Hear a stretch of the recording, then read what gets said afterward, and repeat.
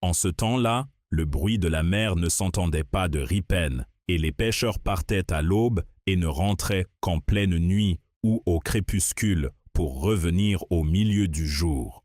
La plage de sable si blanc et si fin était si étendue qu'un cavalier à grande allure mettait une demi-journée pour aller baigner son cheval et rentrer au village. Le fleuve n'avait pas encore tourné pour descendre au sud. Il rejoignait la grande mer là-bas, au nord.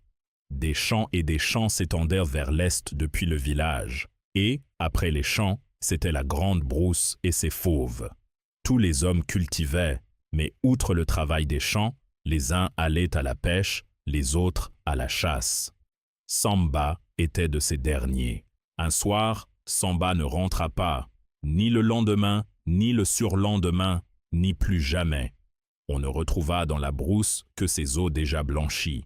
Un lion l'avait tué et les charognards, les hyènes et les fourmis avaient, les uns après les autres, nettoyé sa dépouille. Samba laissait 2 petits-enfants, un garçon, Ndiongan, et une fille, Kari. Tant que l'enfant a sa mère, aucune peine ne peut lui être cruelle. Ndiongan et Kari, qui ne voyaient pas souvent leur père de son vivant, n'eurent pas leurs habitudes changées. Kari était toujours aux côtés de sa mère et son frère avec les garçons du village, dans les champs ou sous l'arbre des palabres. Il ne rentrait qu'aux heures des repas. Encore fallait-il aller le chercher la plupart du temps, et c'est Kari qui y allait. Kumba, la veuve de Samba, pleurait souvent. Kari lui demanda un jour: « Mère, pourquoi pleures-tu ainsi tout le temps? » »« Parce qu'il n'y a plus d'hommes dans la maison? » »« Mais, mère, Ndiongan est un homme. »« Oh, il est encore trop petit. » »« Eh bien, ce sera notre petit mari. » Et depuis ce jour-là, Kari n'appela plus son frère que petit mari. Quand elle allait le chercher sous l'arbre des palabres, au bord du puits ou dans les champs, elle disait toujours: « Petit mari, mère t'appelle. » D'abord, Ndiongan ne dit rien, mais ses petits camarades commencèrent à se moquer de lui chaque fois que sa sœur l'appelait petit mari. Il dit à sa mère: « Mère, défends à Kari de m'appeler petit mari parce que mes camarades se moquent de moi. » Kari interrompit en chantant: « Je le dis et le redis. Petit mari, petit mari. » Ndiongan s'en alla en pleurant. Des lunes et des lunes passèrent. Des années s'écoulèrent. Kari appelait toujours son frère petit mari.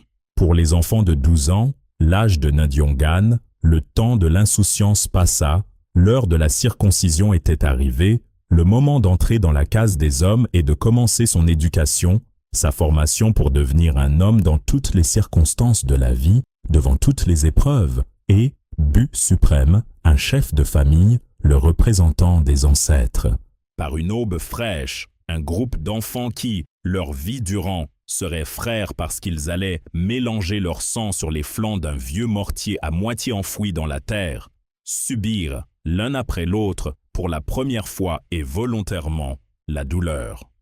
Ndiongan, le premier, se mit à califourchon sur le mortier et releva, jusqu'à la ceinture, son boubou de gros coton teint en jaune-brun. Le botal, le maître des garçons, accomplit le rite sacré. Non seulement l'enfant n'avait pas crié, n'avait pas bronché, mais il n'avait même pas respiré plus fort que d'ordinaire.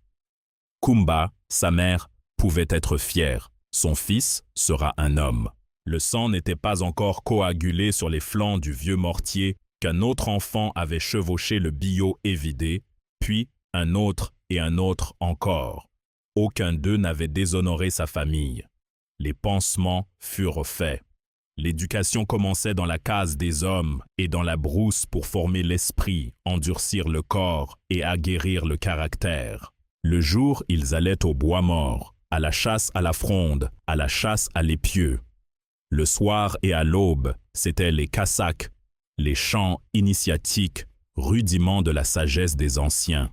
Les selbés, les aînés, soignaient aussi sans ménagement les plaies. Le dur mois passa. Car il faut savoir, quand on veut devenir un homme, vaincre toute répugnance. Les enfants étaient devenus des hommes, ils portaient des culottes. Dans son boubou indigo, Ndiongan était le plus beau de tous. Quand il rentra chez lui, ce fut sa sœur qui l'accueillit. « Mère, voici petit mari. »« Mère, dis à Kari de ne plus m'appeler petit mari. » Je le dis et le redis. Petit Marie, petit Marie. Mais ce n'était plus de la voix espiègle d'une petite fille têtue. De son chant sourdait une sorte de ferveur. C'était une voix d'amoureuse, car Carrie aimait son frère qui était le plus beau de tous les jeunes gens du village. Elle alla, et tous les jours comme avant, le chercher au champ et sous l'arbre des palabres. Petit Marie, mère t'appelle. Tous ceux qui étaient à l'ombre du baobab, jeunes et vieux, se mirent à rire. Alors Ndiongan répondit à sa sœur. « Carrie, tu diras à mère que je ne rentre pas à la maison, que je n'y rentrerai plus jamais. Je m'en vais. » Il se leva et s'en alla vers la mer. Revenu à la maison, Carrie prévint sa mère. Mère, petit Marie est parti. Où?